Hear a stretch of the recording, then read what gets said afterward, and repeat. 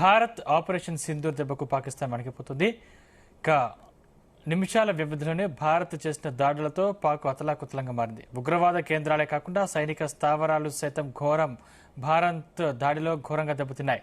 దీంతో భారత్ ఆపరేషన్ సింధూర్ దెబ్బకు army head quarters ను నూర్ఖాన్ నుంచి ఇస్లామాబాద్ కు తరలించే యోచనలో పడింది పాకిస్తాన్.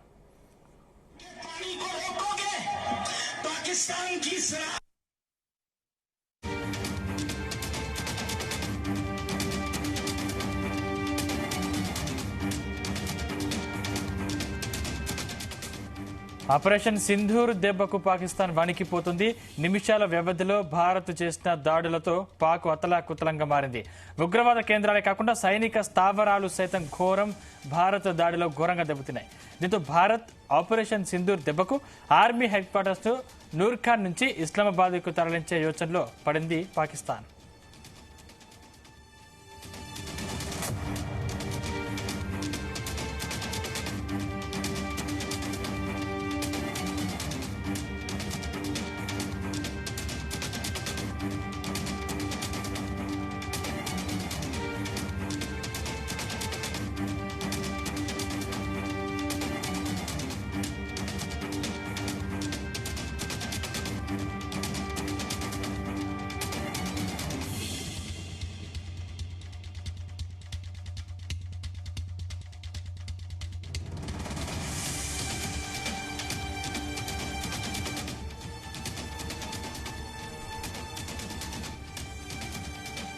ఆపరేషన్ సింధూర్ దెబ్బకు పాకిస్తాన్ వణికిపోతుంది.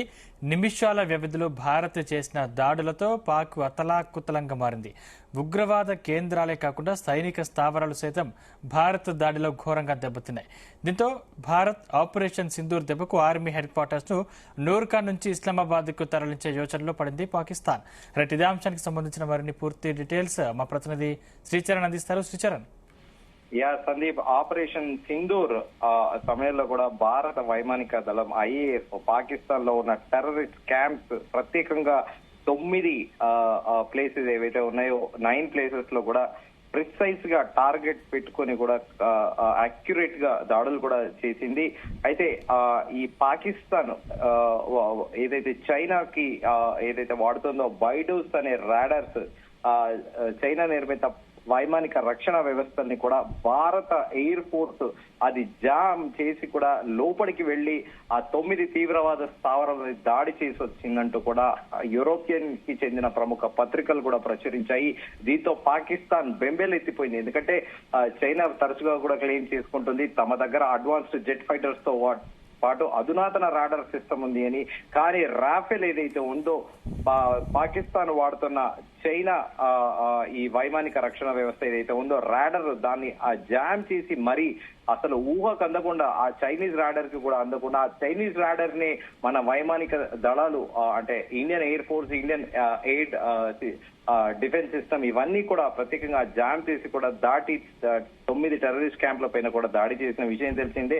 అయితే కేవలం 23 నిమిషాల్లోనే ఈ 9 ఉగ్రవాద శిబిరాల పైన కూడా దాడి చేసి మొత్తం అవన్నీ కూడా పూర్తిగా నాశనమయ్యానని నిర్ధారణకు రాగానే ఇమ్మీడియట్ గా 24th మినిట్ యథావిధిగా ఎయిర్ బేస్ లో రాఫెల్ జెట్ ఫైటర్లు వచ్చి అలాగే పార్క్ చేశాయని కూడా ఆ ప్రముఖ యూరోపియన్ యూనియన్ ఈ అంతర్జాతీయ కథనాన్ని కూడా వెలువరించింది. దీంతో పాటు ప్రత్యేకంగా కరాచీ, సర్గోదాతో పాటు స్కర్దు అలాగే చాక్లాలోని వైమానిక స్థావరాలతో సహా మొత్తము 13 పాకిస్తాన్ సైనిక స్థావరాలను కూడా డీప్ స్ట్రైక్ క్రూయిజ్ క్షిపణులు మొత్తము దానికి సంబంధించిన మందుగుండు అలాగే సామాగ్రి కూడా బ్రహ్మోస్ ప్రయోగించిన సుఖోయ్ దెబ్బకి మొత్తము దెబ్బతిన్నాయని కూడా ఇన్ఫర్మేషన్ అండ్ బ్రాడ్కాస్టింగ్ అఫీషియల్ గా భారత ప్రభుత్వం ఒక ప్రకటన జరిపింది. అయితే ఈ టెర్రరిస్ట్ క్యాంప్ల పైన జరిపిన దాడిలో దాదాపు 100 మందికి పైగా ఉగ్రవాదులు చనిపోయారని కూడా అధికారికంగా అంటే అఫీషియల్ గా మోర్ దెన్ 100 చనిపోయారు.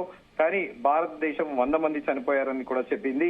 అయితే పాకిస్తాన్ కి ప్రత్యేకంగా చెప్పాలంటే ఈ చైనా ఏదైతే హెల్ప్ చేస్తుందో వైమానిక రక్షణ వ్యవస్థల్ని కూడా ఈ రాఫెల్ జెట్లతో పాటు అలాగే మిగ్లు దాటి వేయడం ఏంటనేది కూడా మిగ్ అనేది 1970s రష్యన్ మేడ్ మిగ్లు 1970s ఉంది. 2025లో చైనీస్ క్లెయిమ్ చేసుకునే అధునాతన రాడార్ వ్యవస్థను దాటడం ఏందనేది కూడా ప్రస్తుతం చర్చనీయాంశంగా మారింది. దీంతో పాటు హ్యామర్ అనేది కూడా, ఈ హ్యామర్ బాంబ్ కూడా ఇజ్రాయెల్ నుంచి కూడా భారత్ స్పైస్ బాంబ్ తో పాటు హ్యామర్ కూడా ఇజ్రాయెల్ నుంచి దిగుమతి చేసుకుంది.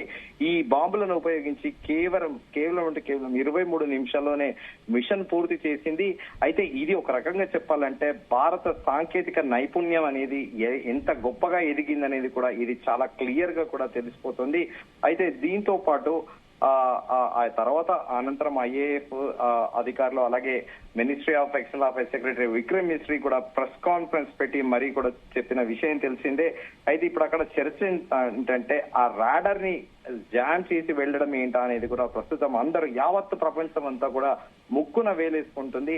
ఇందులో PL-15 క్షిపణులు చైనీస్ కివి అలాగే టర్కిష్ నుంచి UAVలు అలాగే అంటే వీటికి యూహా లేదా యోహో అని కూడా పేరు పెట్టారు. ఇవి దీర్ఘశ్రేణి రాకెట్లు. వీటిని కూడా అంటే ఈ డ్రోన్లు ఏవైతే ఉన్నాయో వీటిని కూడా గాల్లోనే పేల్చేసింది భారత భద్రతా దళాలు. సో ఇప్పుడు దీంతో పాటు PL-15 క్షిపణులతో పాటు ఏవైతే దాడికి పాకిస్తాన్ ప్రయత్నించిందో అవన్నీ కూడా గాల్లో పేల్చడంతో కొన్ని ముక్కలు భారత భూభాగంలో పడి వాటిని గుర్తించామని, అలాగే దీంతో పాటు అధికారులు కూడా దానిపైన పూర్తిగా డీప్ ఇన్వెస్టిగేట్ కూడా చేస్తున్నారు. ఇవి చైనీసా టర్కీవా ఎక్కడ మ్యానుఫ్యాక్చరింగ్ అయ్యేది కూడా ప్రస్తుతం చాలా క్లియర్ గా తెలుస్తోంది.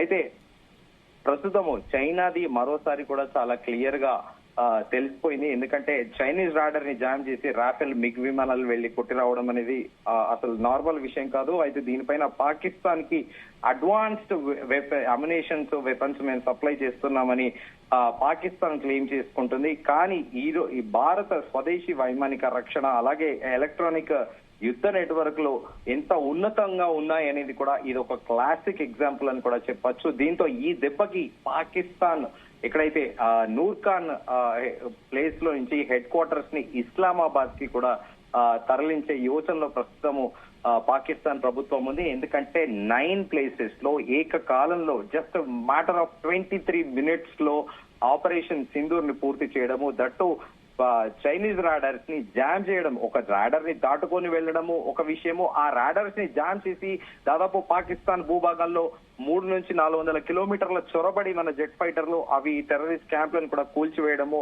యావత్ వెస్టర్న్ మీడియాతో పాటు పాశ్చాత్య దేశాలందరూ కూడా ముక్కున వేధిస్తున్నాయి. ఇది అధునాతన భారత్, అసలు 1980s భారత్ కాదు, ఇది ఒక సరికొత్త భారత యుగం అంటూ కూడా వెస్టర్న్ మీడియా కోడైకొస్తుంది. కానీ ఇప్పటికీ కూడా మన దేశంలో కొంతమంది నిజంగానే భారత్ పాకిస్తాన్ పైన టెర్రరిస్ట్ క్యాంపుల పైన దాడి చేసిందా, నిజంగానే జరిగిందా, ఇది 100 మంది తీవ్రవాదులు హతమయ్యారా, అలాగే రాఫెల్ జెట్ ఫైటర్లను పాకిస్తాన్ కూల్చేసింది అంటూ వినిపిస్తున్నాయి అని అందరూ కూడా తమ అభిప్రాయాలు వెలుబుస్తున్నారు. అసలు ఆ చైనీస్ బైడూస్ రాడర్ నే జామ్ చేసి వెళ్లి లోపల భారత సేనలు ఆ తీవ్రవాద ఉగ్రవాదుల స్థావరాల పైన దాడి చేసి వచ్చాయని వెస్టర్న్ మీడియా కూడా కోడై కూస్తుంటే మన దేశంలో ఇంకా కొంతమంది నమ్మకపోవడం కూడా గమనార్హం. Sandeep, thank you Sricharan.